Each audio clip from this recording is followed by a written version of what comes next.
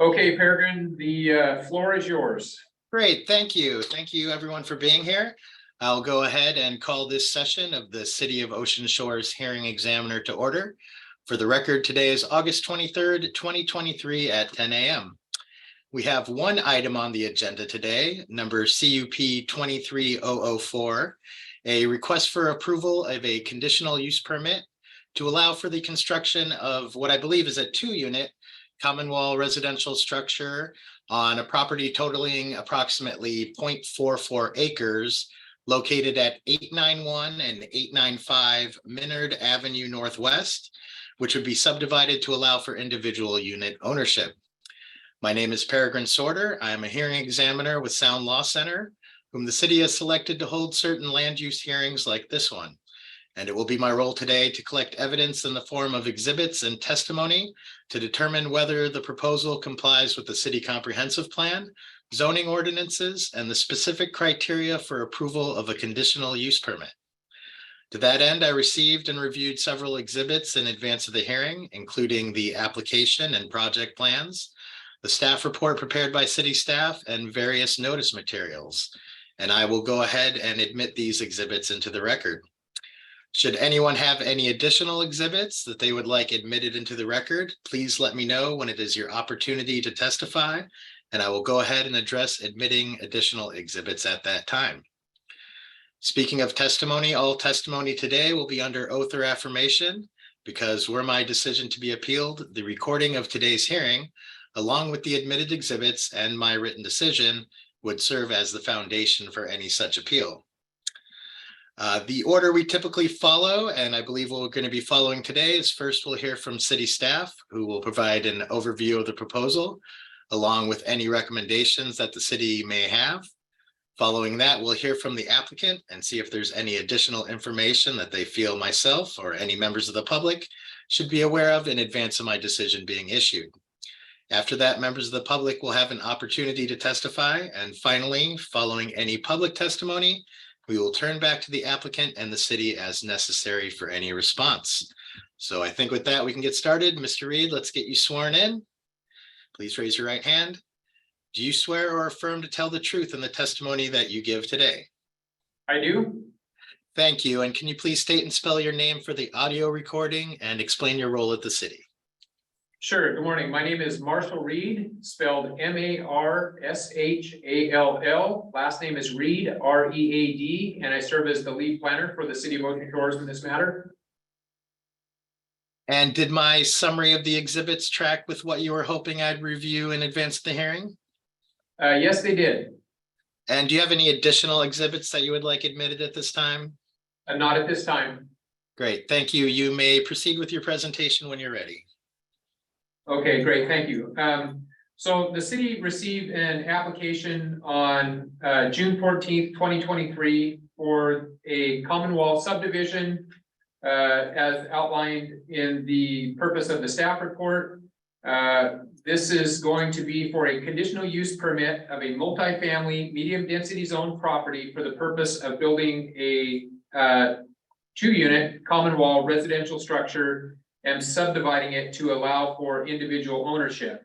I noticed that there's a correction needed in my initial purpose summary. This is a 2-unit structure, not a 3-unit structure. So I will make that correction and note that in my summary. The applicant is Larry Butler from Hoquiam, Washington, and the owners are Lotus Design and Construction LLC of Redmond, Washington, and Z Brothers LLC of Vancouver, Washington. The project description is located at the legal description, Division 1, Block D, Lot 50 and 51, also known as Boundary Line Adjustment 22-020-20027, located at 891 Menard Avenue Northwest in the City of Ocean Shores. The two lots sized 9,768 square feet on lot 51 and 9,294 square feet on lot 50 are the legal lot sizes. The existing conditions, these parcels are zone B1 and the land use is retail commercial. The zoning in this area, all surrounding properties are zoned B1 to the north, south, east, and west. The land use designation varies. We have to the north a gateway corridor from the city's comprehensive plan. To the south, there is a service professional office. To the east, gateway corridor, and to the west, service and professional office. The existing land uses surrounding this proposal, to the north, we have a commercial development. To the south, another commercial residential. To the east, commercial development, and to the west, vacant undeveloped property. The property background is, this property is located in the northwest quadrant of Ocean Shores, is zone B1 retail commercial, division 1 lots 50 and 51, surrounded by commercial development, residential occupancy uses, and an undeveloped lot. There are several other commercial structures in the immediate area.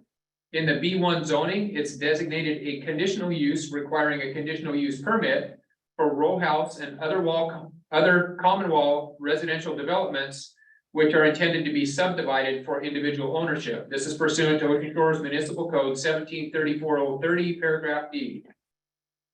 Notices of this hearing were sent out on Wednesday, August 23rd, 2023, or sent for this hearing on August 23rd, 2023, were sent to owners within 300 feet of the subject property on August 11th, 2023, as required by Ocean Shores Municipal Code 1752-090. Notice of this public hearing was also noticed to the Daily World newspaper, August 10th and August 15th, 2023 editions. Staff has determined that this development project is compliant with the zoning district's conditional uses in Ocean Shores Municipal Code 1734-30, paragraph D. The subject property is in a B1 zone. Multifamily dwellings are subject to density regulations as set forth below. Two-family and multifamily dwellings shall have a minimum lot size of 7,000 square feet per dwelling unit. This property contains 19,062 square feet as specified by the surveyor record, and up to 27 dwelling units could be allowed per the code in the B1 density regulations, that's 1734-050. Without question, the proposed building can be approved as a permitted use. The subject of this application is whether the land may be subdivided so that individual lots and homes may be owned individually as opposed to being rented to tenants. The standard of review, 1752-050, before any conditional use permit is granted, the hearing examiner must determine the following: is the use applied for conditional, and is it allowed in the district, or is it significantly similar to one or more of the listed uses? Approval of the permit will be substantially consistent with the purpose of the district and applicable provisions of the comprehensive plan, and will not adversely affect other uses and properties in the immediate vicinity. Also, that the granting of the permit would not reduce the dimensional requirements of the district, and that no nuisance to life, limb, or property would develop. The use applied for is specifically listed in the conditional uses of the B1 zoning. The following uses may be allowed in the B1 zone upon approval of a conditional use permit. And under D, row house and other common wall subdivisions where the underlying land is subdivided to allow ownership of the individual lot and home, and that is the subject of this hearing. The proposed 2-unit multifamily common wall structure is a permitted use under the B1 zone, and the proposal will be substantially consistent with the purpose of that district. In the city's comprehensive plan, this district is intended for retail commercial uses and providing day-to-day goods and services. Financial, professional, and commercial services are intended for this district, as well as mercantile, lodging, food, and other common goods and services. All uses and structures are to be of good appearance, well-designed, free of hazards, nuisances, or other unattractive attributes.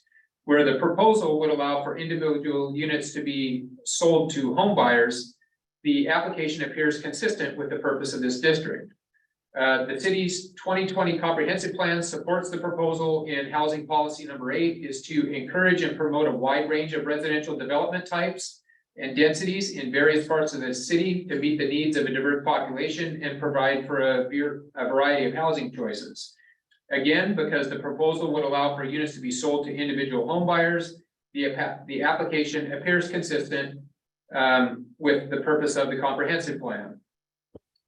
Recommendation: should the hearing examiner approve this development, the planning department recommends conditions in addition to any conditions imposed by the hearing examiner. The first condition: construction must meet all current planning, zoning, building construction, and fire code requirements, as well as the Ocean Shores Municipal Code. Adequate parking should be provided per Ocean Shores Municipal Code 1754-100. An approved storm drain design shall be provided prior to any permits being issued. Landscaping as per Ocean Shores Municipal Code 1750-100. And each newly created parcel through subdivision will be required to establish individual municipal utilities, which would cover water, sewer, storm drain, and ambulance utilities. The subject parcel in this case shall be given credit for two sewer utility assessments. Each new parcel created pursuant to the approval of this request shall be required to comply with the system development charges for each parcel based on the requirements of Ocean Shores Municipal Code 1326-065. Similar conditions will apply to each water service required to complete the project, and that's found in Title 13-12-080 and Ocean Shores Municipal Code Title 13-12-085. Storm drain utilities similar 13-20-050, and ambulance utility fees similar Ocean Shores Municipal Code 2.33-090C3. And in addition to my staff report, I will provide a summary, hopefully by the end of today, that will outline the process for the CUP, which is a normal part of my submittal to the hearing examiner. And also, no code or comp plan modifications have taken place since the application of this proposal. And that would conclude my presentation. Great, thank you, Mr. Reed.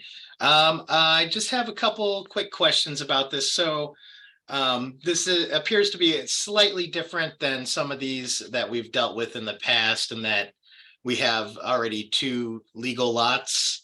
But just to be clear, what I'm reviewing here is the use of a common wall structure that would be located on two lots with a zero lot line there. And there's a boundary line adjustment that's being processed with this as well. It will be pursuant to the approval of the conditional use permit. They will provide an application for the short subdivision. Okay, great.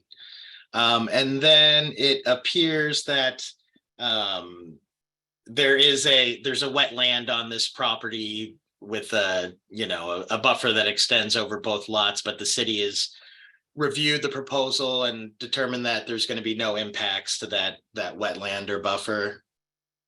Yes, that is correct. Okay, great. And then I see more from my curiosity that there is this I'm looking at the site plan. Is this a shared access easement that's going to provide access to both lots from Menard? There's gravel access to both properties currently. And when these properties are subdivided, they will both have individual properties with sufficient parking in front for each on its own without having to share. Oh, okay. Thank you. And there no issues with emergency fire access, I assume, since it's located right off Menard there, and there's utilities and everything available. Yes, that's correct. No issues on the utility or access side. Great. Well, real quick, and just for the record, has city staff determined that this proposal is SEPA exempt as minor new construction? It is. Great. Thank you, Mr. Reed. This appears straightforward to me. I don't have any other questions for you. Are there any other members of city staff that wish to testify before we turn to the applicant? I don't believe so at this point.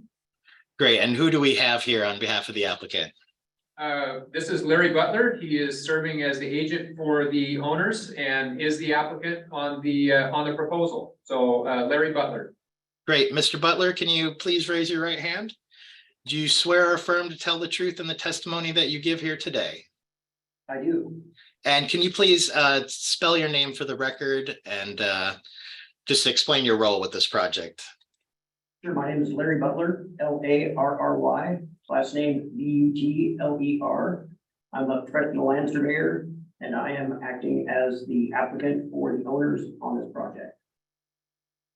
Great, thank you, Mr. Butler. I just have one question for you, and that is whether you've reviewed the conditions that have been recommended by city staff. I have not had a chance to review, but I just heard them as explained by Mr. Reed, and I am in agreement with those. Great, so you would have no issue complying with those conditions if I No issue. choose to accept them. And okay, so this is your opportunity if you have any other information you'd like to present on this proposal. I'm very satisfied with Mr. Reed's explanation and summary of this proposal. I have nothing else to add.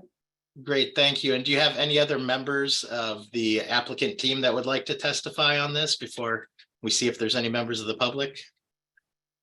You guys have anything to add? Not at this time, Peregrine. Great, thank you. And are there, we have the other applicants there, but do we have any members of the public in the room that would like to testify? No, we do not. No, and I see that there is one caller on Zoom.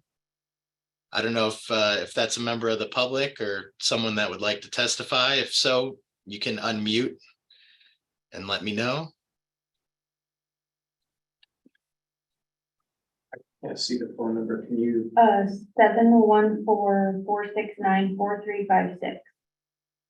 The phone number, last four numbers, 4356. 4356. Would you like to testify in this matter? No, thank you. Okay, Okay. great.